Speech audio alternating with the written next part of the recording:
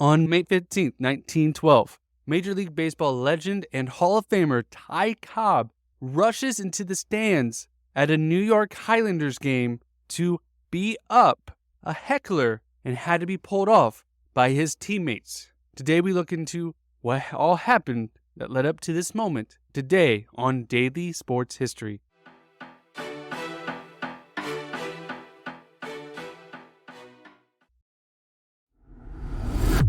Welcome to Daily Sports History. I'm Ethan Reese, your guide to a rapid deep dive into sports history every day. Now, Ty Cobb is a legend in baseball. He was a center fielder, mainly known for playing for the Detroit Tigers, starting in 1905, and was best known for his hitting, as he was the all-time hits leader with 4,189 hits in his career, which lasted until Pete Rose passed him. And he also held a batting average of 366 his entire career, and upon retiring, did have the record for the most stolen bases as well, and played for the Detroit Tigers until 1926, and later played one season with the Philadelphia Athletics before and was the AL MVP in 1911, the Triple Crown winner in 1909, a 12-time AL batting champion, and had the highest percentage of votes into the very first Hall of Fame, receiving 98% of the possible votes. But that doesn't mean he didn't have his challenges.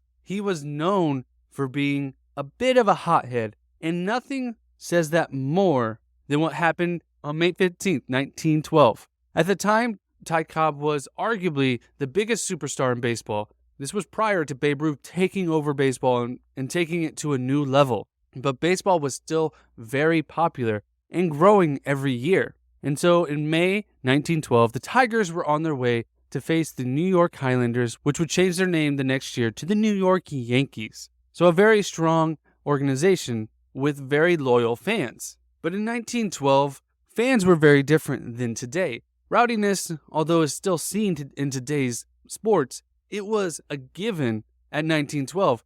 Despite Major League Baseball trying to make it more of a family-friendly atmosphere, it was very common for bottles to be hurled and for vulgar comments to be yelled at the players. And they played this 4-game series against the New York Highlanders. Claude Lucker, who was a former pressman for the New York Times, was a huge fan of the Highlanders and had recently had trouble keeping a job as he had lost 8 of his fingers in an industrial accident just a few years earlier. And he was sitting around third base on the same side of where the dugout was for the visiting team, who were the Tigers at that time, and had been heckling Cobb for every single game he attended, yelling anything he could. Some things as simple as calling him a dope, but then he would raise the stakes, calling him a coon or a half-black. And Cobb would even respond, yelling stuff like, "Go back to your waiter job."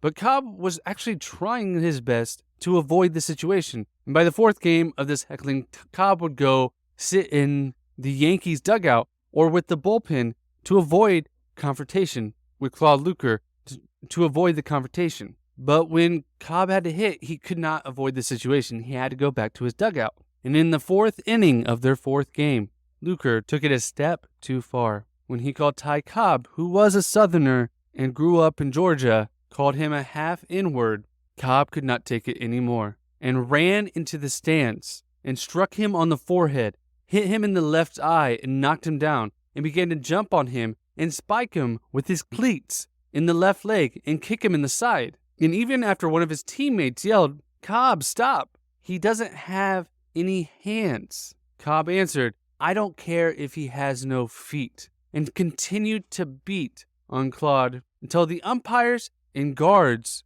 pulled him off of Claude. And this was made especially worse as the American League president, Ben Johnson, was at the game, and he had said before he was trying to clean up the sport. Lucker ended up being okay, just having bruises and spike wounds, but largely was going to be okay and recovered from his wounds. And Cobb was immediately suspended by the American League president, Ben Johnson. And when the team traveled to face the Philadelphia Athletics the next day, the team heard about the suspension and stood by Cobb in protest. And during the next game, the Tigers had to play with whoever they could find, as the team could not afford to miss the game incurring fines. So they found some semi-pro players, the managers played, and anyone they could find on the street, whether they had baseball experience or not. Because if they did not field a team, they would be fined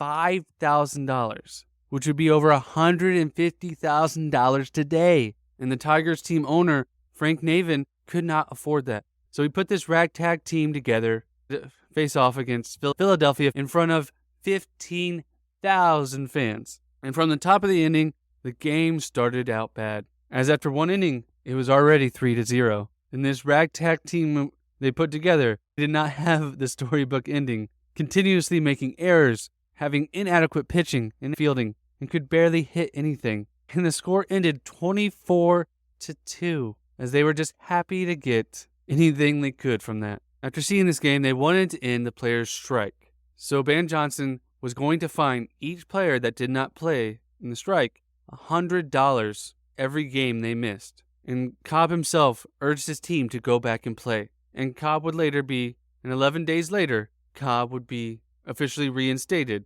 and back on the team. Now, this was a moment in sports history, as it was the first time players did any type of strike. And the reason they striked wasn't just to support Cobb. Yes, it was, but they were supporting the fact that the fans at the games were not being held up to the proper standards and would heckle them and throw things at them constantly, and they wanted that to stop. And it eventually did, and this was a great step to help support the cause of making it a friendlier atmosphere at the games. So this story has so much that goes into it. There's someone just heckling way too much, someone beating someone up, and then a team supporting their teammate and themselves. And I think that's what we really need to take away from this, is that support. Even though what Cobb did, many of the players didn't agree with, as he went too far, but they supported him because of what he could do for them. He may have gone too far, but they needed something to stand up for change. And sometimes that's all we need, is that one little thing for us to stand up to change. And it can change everything for us. And what could change everything for me if you share the show with another friend. Hearing it from you is going to be way better than if they hear it from me, because they know you. And honestly, they don't know me. So tell your friends all about daily sports history so they can become a sports historian just like you. And come back for more daily sports history tomorrow.